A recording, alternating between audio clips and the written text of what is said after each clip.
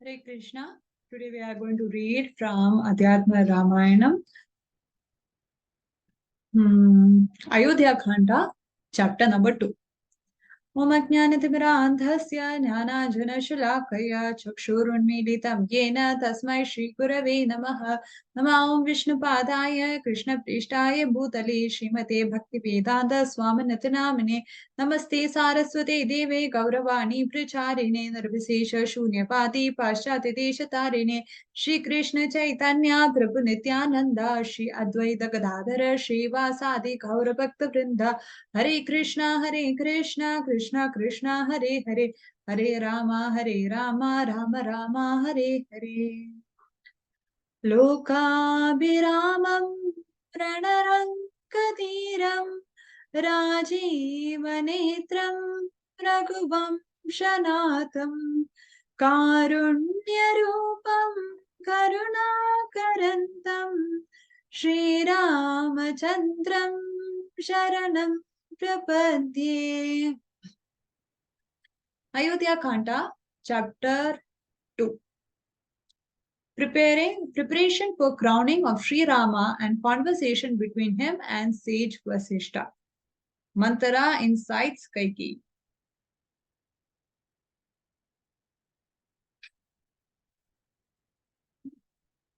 Lord Shiva said, one day, while sitting alone, King Dasharatha called his clan's priest, Guru Vashistha, and said, O Bhagwan, O respected one, all the citizens, the elderly ones, who are well versed in the Vedas, and the ministers praise Sri Rama repeatedly.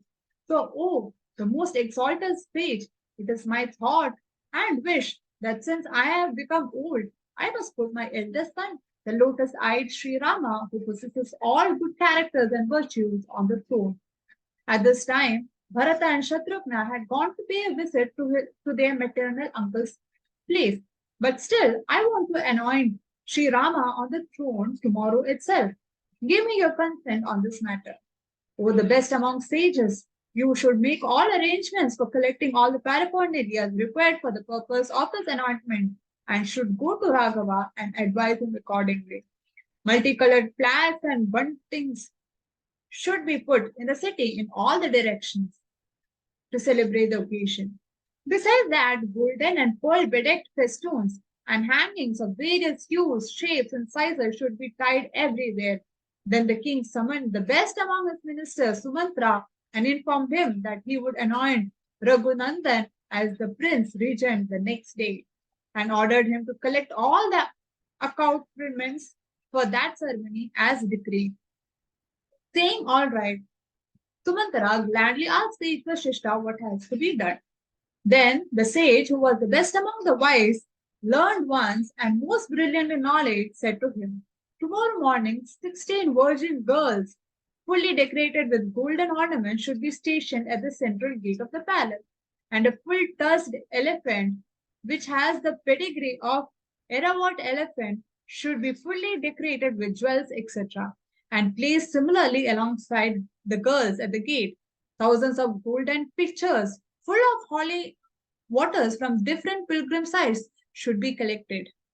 Bring 3 new tiger skins and a parasol, ceremonial umbrella with a gem-studded handle and embellished with muktamani, which is pearl.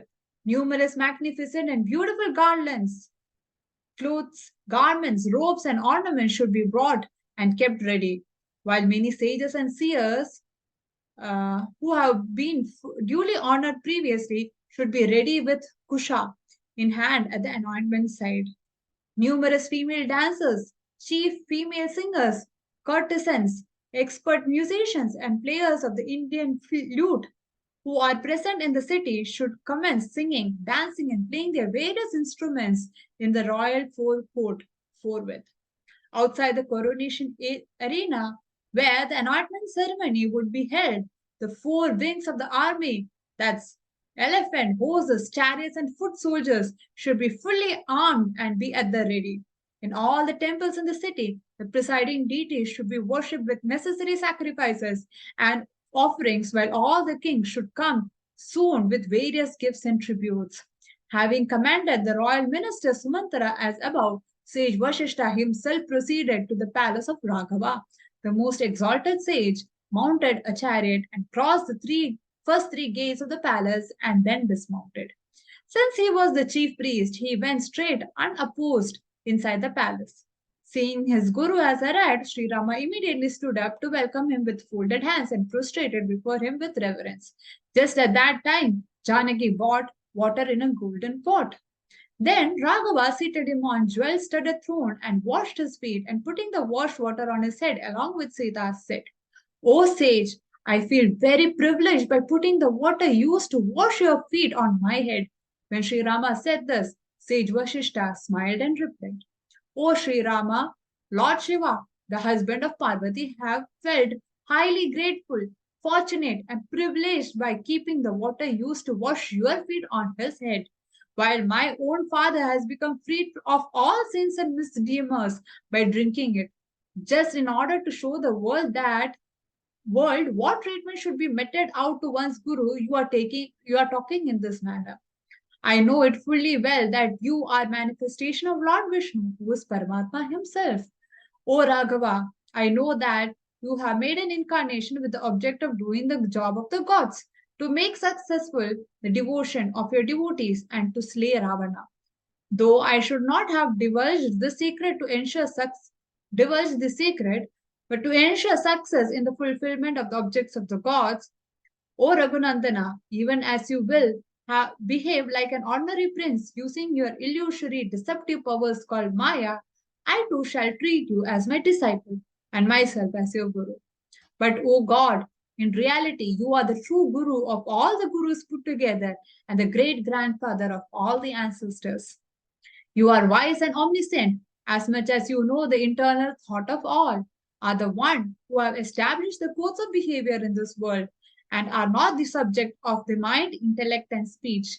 You have assumed this pure, truthful body and appeared to be a human out of your own free will. I know that the profession of being a priest is most lowly, abhorrible, detestable, contemptible, corrupt, shameful, and ignoble means of livelihood.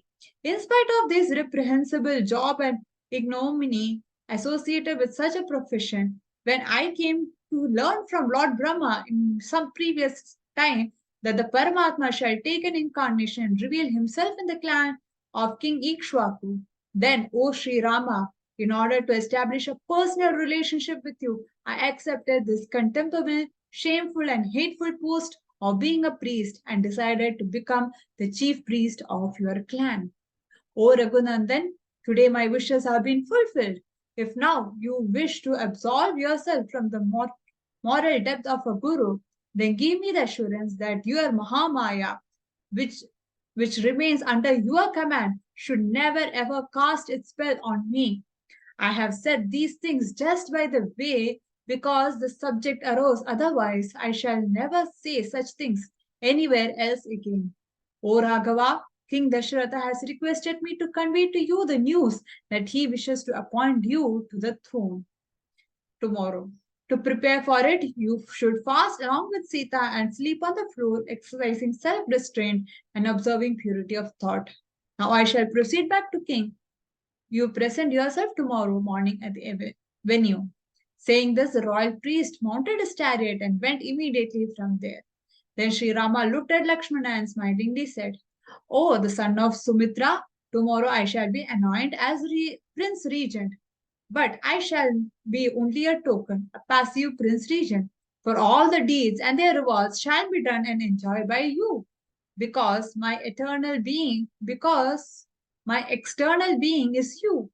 There is nothing to think twice or doubt much about it any further. After that, Sri Rama did what sage Vashishta had advised him to do. Here, sage Vashishta went straight to the king and told him everything.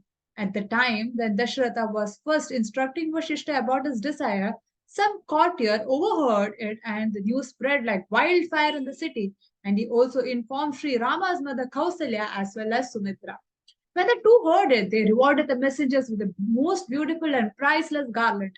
After that, Kausalya, who loved her son very dearly, worshipped Lakshmi for the welfare and success of Sri Rama. Kausalya wondered. Dasharath is true to his words, and it is famous and renowned about him that he keeps his vows.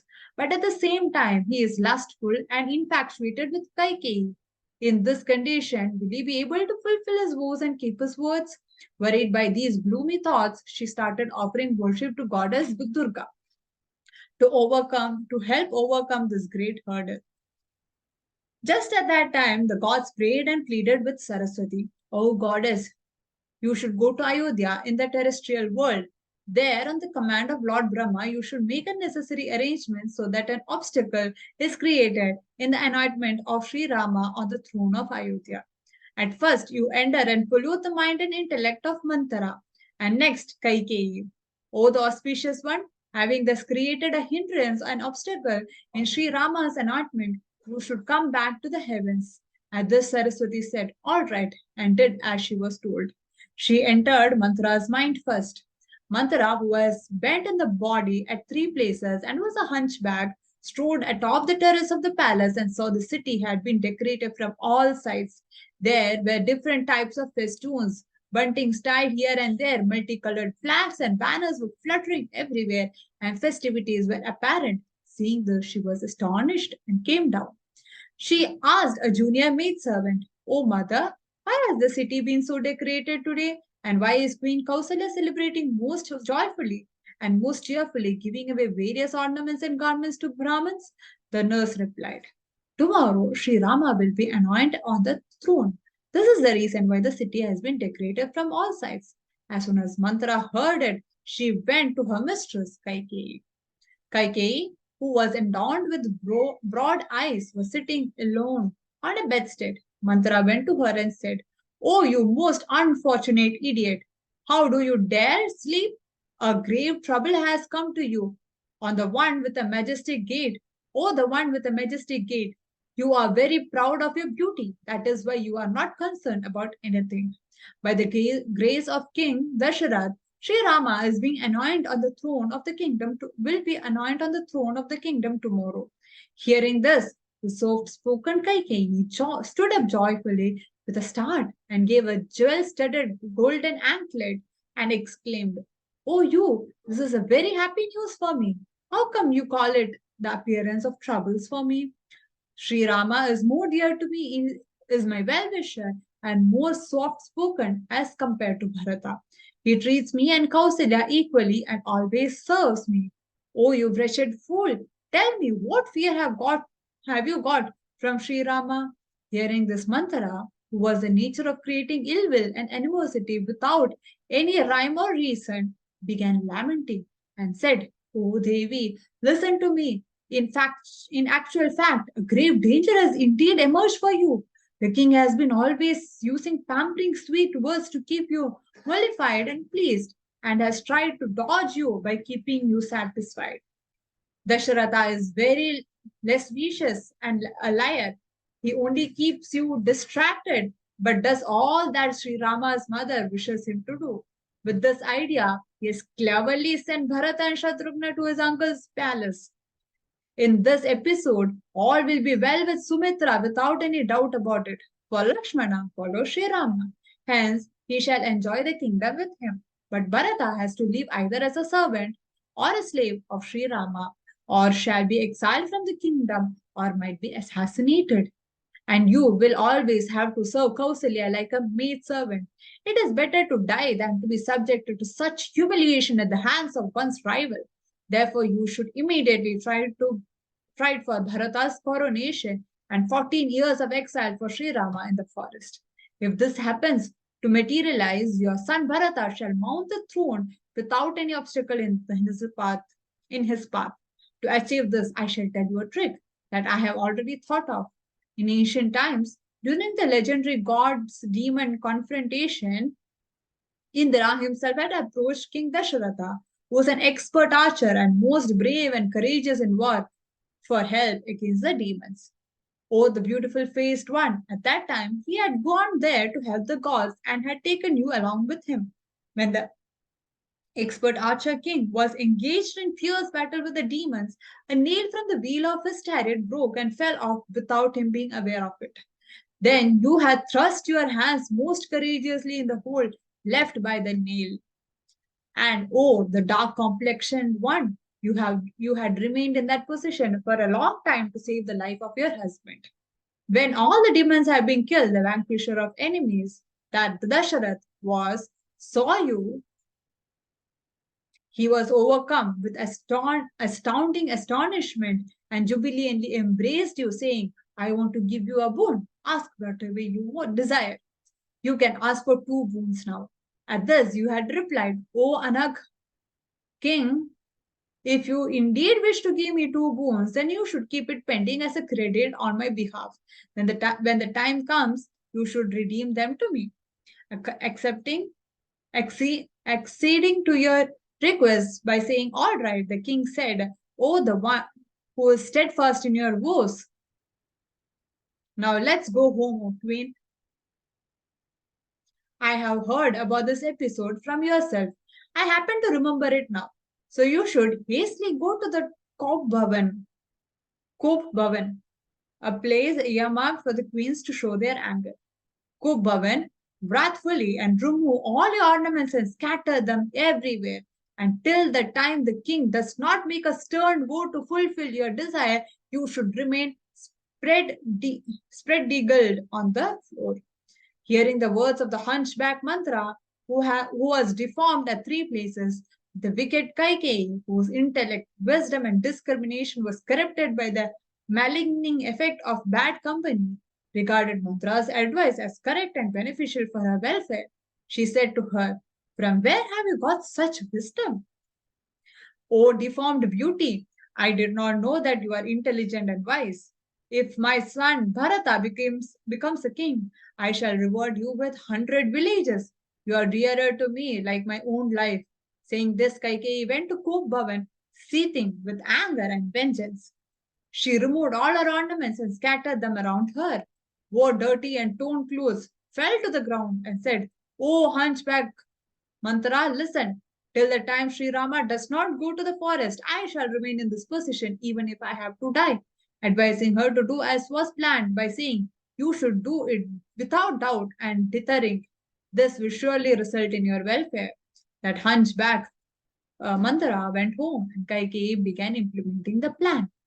Verily, no matter how most courageous, kind, merciful, compassionate, virtuous, righteous, noble, abider of the law, diligent and steadfast towards his duties and responsibilities, devoted to his guru and full of wisdom, knowledge and intelligence, a person is, if he has contact with wicked, evil, pervert, and crooked persons, then surely he would be influenced by their sinful intellect and influence and gradually become one like them.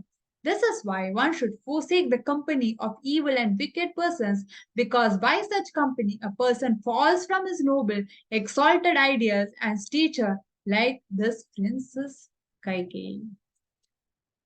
With this, we end the second chapter of Ayodhya Kanda. Thank you so much. Hare Krishna.